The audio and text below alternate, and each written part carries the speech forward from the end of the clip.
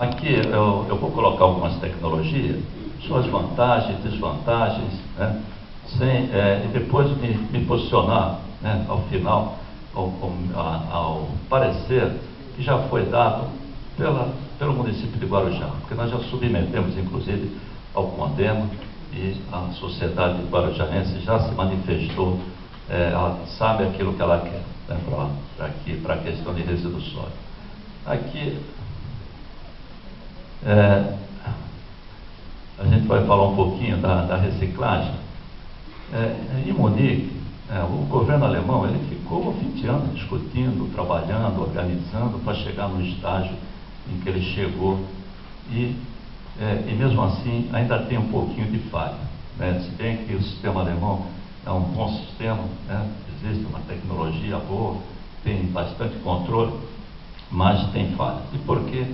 Ele fez o seguinte: ele criou uma política de resíduos sólidos, meio ambiente, e passou a incentivar, inclusive dando recursos para aqueles pequenos sitiantes, né, pessoas da sociedade que quisessem entrar nessa área, trabalhar com reciclagem, com tratamento biológico, enfim, até com incinerador.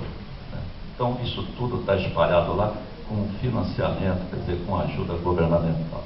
E aqui é uma reciclagem grande que existe em Munique, né, onde não difere muito. Veja, o povo é igual em todo lado, né? Por mais que se faça, você acaba tendo pneu, vem de tudo, cadeira, enfim, no meio do lixo, né? Daí a necessidade, inclusive, da gente, se a gente procurar sair aqui pela universidade, eu vejo isso lá. Nós tivemos uma conferência de meio ambiente, fazendo 2 semanas em Guarujá, e eu fiquei sentado num canto só vendo o que o pessoal, depois que comia, ia jogar no lixo reciclado. No metal tinha garrafa, no papel tinha plástico. Quer dizer, a gente mesmo, quer dizer, nós mesmos, nós questionamos o governo, cobramos, mas nós não fazemos a nossa parte, uma parte simples, que é simplesmente colocar aquilo no seu devido lugar, né? Aliás, poluição, de uma forma bem simplista, é tudo aquilo que está fora do seu devido lugar, né? O leite é um produto, mas se ele estiver fora do seu devido lugar, estiver ali no rio, ele passa a ser um poluente, né? E vai causar problema. Então lá tem um sistema de reciclagem, passa através de uma esteira, operacionalmente eles vão tirando. Então tem uma pessoa que só pega vergalhão, outra que só pega papel, que só pega papelão, enfim, vai separando, né? Essa esteira ela tem um sistema óptico. Quando o sistema percebe, por exemplo, a presença de plástico, ele injeta um ar, esse plástico sobe, cai em outro lado, e assim vai se fazendo a separação do resíduo. Então a gente tem madeira para um lado, papel para o outro, e assim é feito. Por exemplo, aqui a madeira, né, ela já foi triturada, virou cavaco, né, e vai de acordo com a necessidade, porque cada um tem a sua necessidade, cada situação é uma situação, né? Por exemplo, eles lá precisam de material para gerar energia, para poder distribuir. Eles fazem a calefação, né, no inverno, não tem esse problema, então eles exportam não só energia elétrica, mas também vapor, né? E aqui, no caso da madeira, que a madeira é uma coisa que ninguém quer na reciclagem, né? A madeira é o primo pobre, todo mundo despreza a madeira, mas lá eles fazem a trituração disso e ela vai para a fábrica de cimento para alimentar a fornalha nas fábricas de cimento. Aqui, essa é uma reciclagem, né?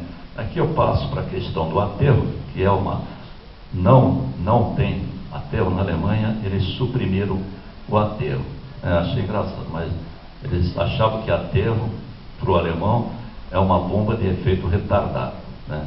Porém, eles estão enganados, porque as tecnologias existentes, elas não eliminam o aterro. Vamos pegar o caso do incinerador.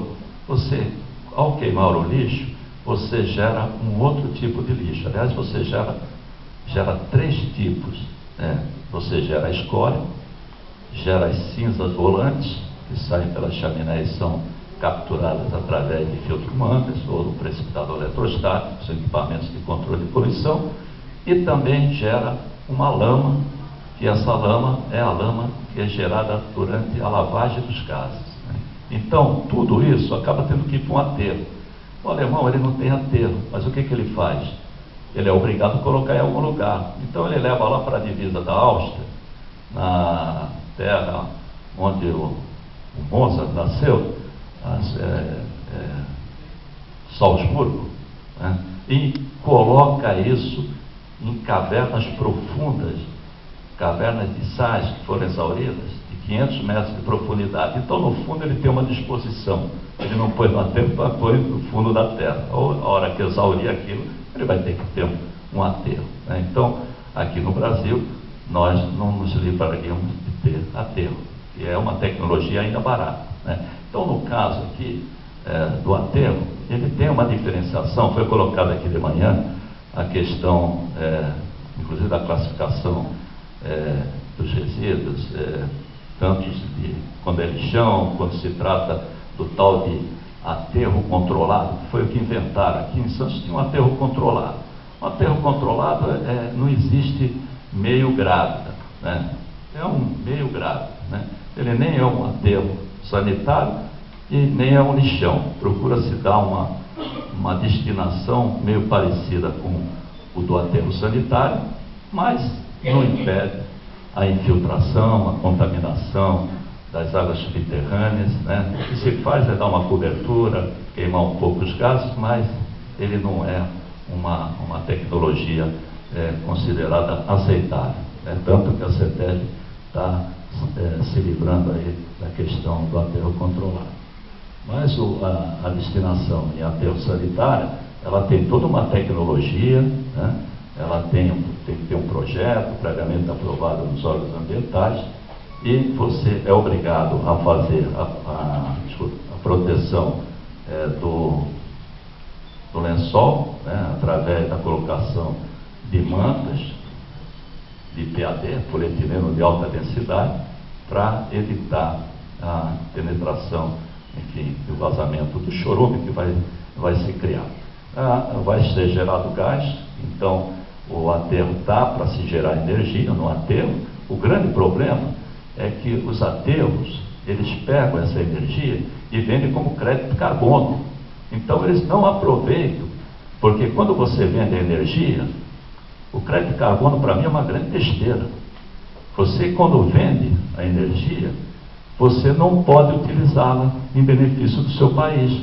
Então você fica engessado. Nós poderíamos, por exemplo, em aterro, estar utilizando essa energia para gerar energia elétrica, né? Para outro tipo de uso, até em ônibus, baratear o custo da passagem, por exemplo, utilizando o gás metano, né? Então, tem toda uma tecnologia. Então, são células, né? Há uma compactação, uma cobertura desse resíduo para evitar a presença de vetores, né? Caso de urubus, pombas, pássaros, e com isso disseminar pela sociedade a contaminação. Vai gerar um chorume. Esse chorume ele tem uma DBO, uma demanda bioquímica de oxigênio relativamente alta, então precisa ser tratado, né? Ou se trata no próprio local, ou se leva uma outra tipo de tratamento biológico em algum outro local distante. Normalmente é bom que se trate no próprio local, né? Enfim, isso é um aterro. Ele tem um tempo de vida útil, né? O caso aqui, me parece que o aterro de Santa Teresa deve entrar em maiores detalhes, mas eu acho que ainda tem mais de 20 anos, se eu não me engano, e consta assim, com a nova célula operando e unindo as duas células, dá mais 20 anos aí de vida útil. Quanto tempo eu tenho com resíduo? Tá, então vou correr. Tratamento biológico, que é um tratamento que se utiliza o lixo úmido, né, mas é orgânico para gerar os gases. Essa organização que você vê lá na Alemanha, ela foi fundada em 88, com a mudança da legislação. Os problemas enfrentados foram odores, presença de material estranho, vidro, metálico, apodrecimento, emissão de odores, resíduos contendo carne distribuída por toda a região. O que acontece? Os pássaros, eles acabam distribuindo. Aqui no Zé Menino nós tínhamos a estação, temos ainda, de condicionamento de esgoto da Sabesp. Lá tem ainda uma peneira giratória lá para separar o resíduo sólido, e não era coberto. Então era um local sujeito à contaminação em volta. São esses detalhes que a gente tem que ter controle, né? Aqui o recipiente já vem do supermercado, das casas, enfim, tudo automatizado. Vou passar rápido porque meu tempo é curto, né? Ao descarregar essa própria caçamba, ela entra aqui, já tem um jato de vapor com água quente, já faz a esterilização para que ela volte outra vez para a coleta dentro da área urbana. O material é separado, vai para um tratamento biológico que gera o gás metano. Esse gás é utilizado. Você pode fazer uma coisa simples, e não muito grande. Cabe aqui dentro dessa sala, por exemplo, caberia 3 usinas dessa de geração de energia. São containers, já com geradores, vão queimar o gás ali, já gerar a própria energia nesse local. E ele vende, ele coloca isso na rede e vende para o público. Aqui a compostagem, que nada mais é do que você pegar a parte orgânica do lixo, né, e dentro de uma tecnologia, um controle de temperatura, tudo mais, você gerar aí o adubo orgânico, né. E aqui são as leiras, onde elas chegam a temperatura até de 70 graus, né, no processo de fermentação, e depois são transformados em adubo orgânico e vendido. Aqui é uma organização familiar, dá para ver aí que esse é o dono com a família, ele mora com a própria família lá no local onde ele tem. E aqui o incinerador, né? Aqui já é questão de educação ambiental que é feita.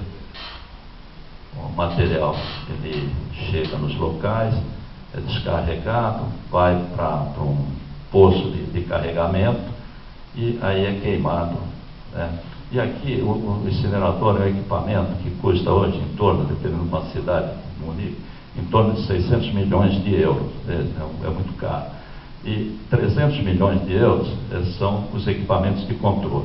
300 milhões é só a máquina que vai queimar, e os outros 300 são filtros, manga, precipitador eletrostático, combustor catalítico seletivo, que é o caso aqui para controle de óxido de nitrogênio, né? Então tem que ter um catalisador que transforma o nitrogênio em vapor d'água, quebrando essa molécula, enfim.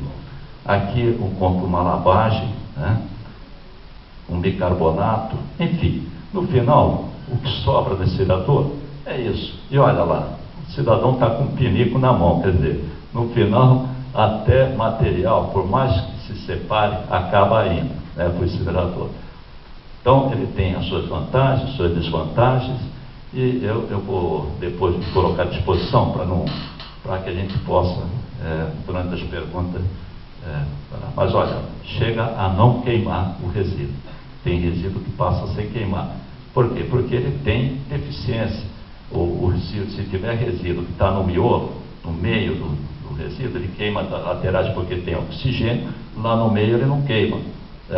Então acaba saindo o resíduo sem queimar também, né? Tem que fazer uma reciclagem. E aí são os monitoramentos que tem, eu vou passar rapidamente. Aí o incinerador de camping, se eu permitir aqui que eu faça uma explicação. Já Bom, então eu paro por aqui.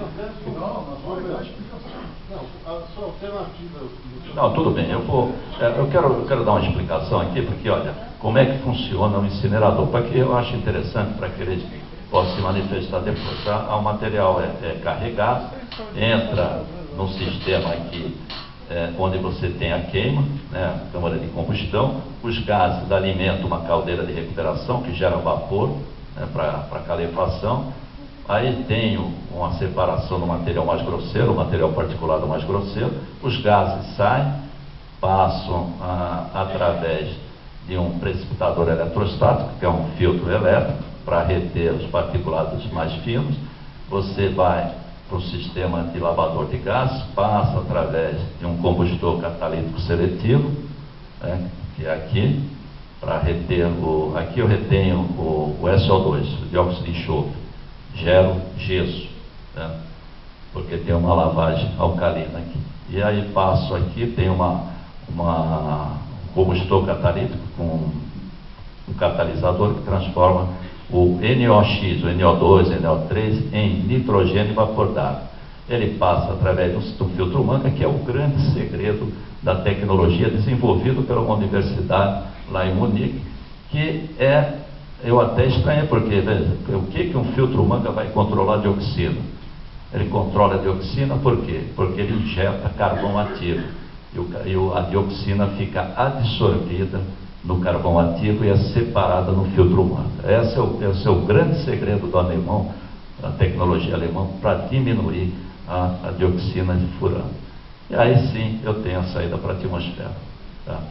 Aqui o Wurzburg, que é uma cidade também da Alemanha, aqui é um incinerador, do lado da revendedora aqui da BMW, e aí tem um fluxograma, rapidamente tem um fluxograma mostrando como é que funciona o sistema. Tem resíduo, incinerador, termoelétrica, cidade, vapor, cinzas, minas de sal, lavagem com soda cáustica, carbonato de cálcio, lama de gesso, metal pesado, tem que dispor, porque ele transformou aquele resíduo doméstico num resíduo perigoso.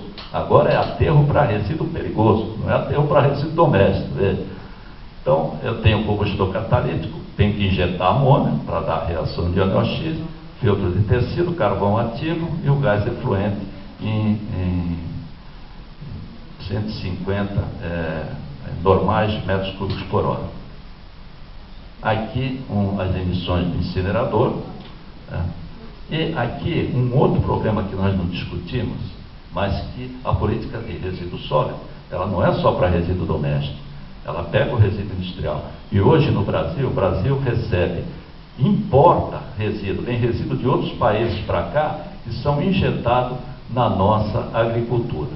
Eu tenho uma palestra pronta só sobre essa questão, é uma questão que está tramitando no CONAMA, em Brasília, porque tem uma briga muito grande, estão querendo regularizar essa situação.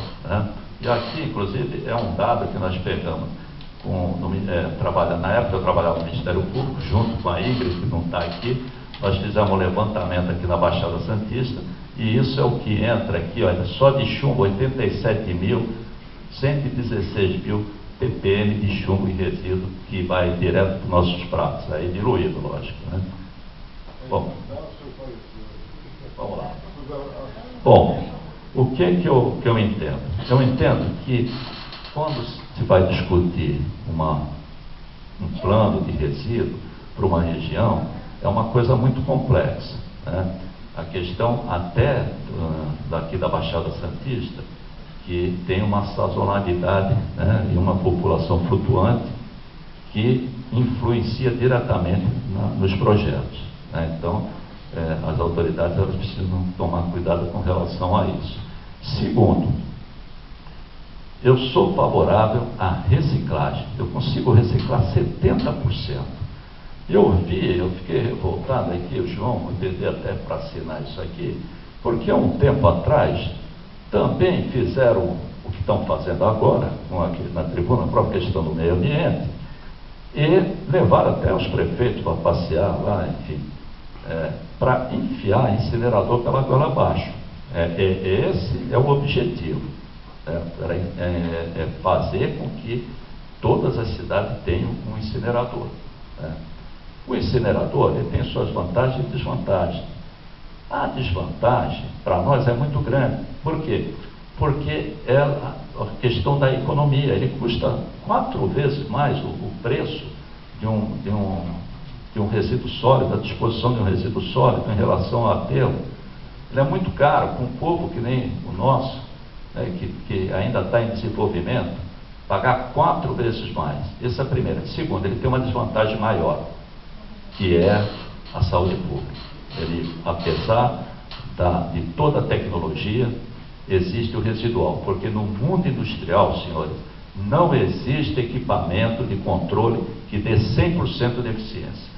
Eu trabalhei na CETESB 25 anos, trabalhei no Ministério Público mais 6 anos, vi todos os incineradores e, além de tudo, tem uma desvantagem maior. Inclusive, o incinerador da Roda, nós fazíamos aqui vistoria, tem uma grande desvantagem, que é a operacionalidade do incinerador. Ele trabalhou na Roda, trabalha comigo lá na Secretaria de Meio Ambiente e operou o incinerador. Tem 2 ali que operaram o incinerador. Operar o incinerador é que ele trabalha num projeto com temperatura de 900 a 1000 graus. Só que durante a operacionalidade do sistema, cai um refratário. A parede do incinerador começa a ficar vermelhinha, vai derreter. Eles param o incinerador? Não, diminui a temperatura. Quando diminui a temperatura, eu gero dioxina de furanos de caminhão, né? E ninguém fica sabendo isso, né? Então não se tem controle sobre o que acontece em incineradores. Cansei de fazer vistoria, inspeção em incinerador, é problemático, né? Já a tecnologia biológica, não, tudo que é biológico é bom, né? Ele é natural, né? Aliás, a ciência não é engenharia, é matemática, física, biologia e química, isso é ciência, né? A engenharia é uma tecnologia, né? Então, eu vejo assim, o biológico, ele gera gás, queima, né? Mas ele não queima dioxina, ele não queima lá, por exemplo, plástico. Imagina, eu tenho ouvido as pessoas falarem o seguinte: nós precisamos gerar energia, precisamos gerar energia. Como é que nós vamos gerar energia se nós não temos uma política de reciclagem? O que nós vamos pôr dentro do incinerador? Aquele saco de lixo, cheio de lixo orgânico, laranja, tal, vai para dentro do incinerador. Isso vai gerar energia? Não vai, veja, isso não queima. O parâmetro mais importante do incinerador é a umidade para projetar. Se ele tem um alto teor de umidade, o nosso lixo, nós vamos ter que queimar energia para queimar o lixo. Então nós não vamos gerar energia, nós vamos queimar. Vai ter que ter um maçarico com gás, com óleo, combustível, para queimar aquele lixo que está lá dentro.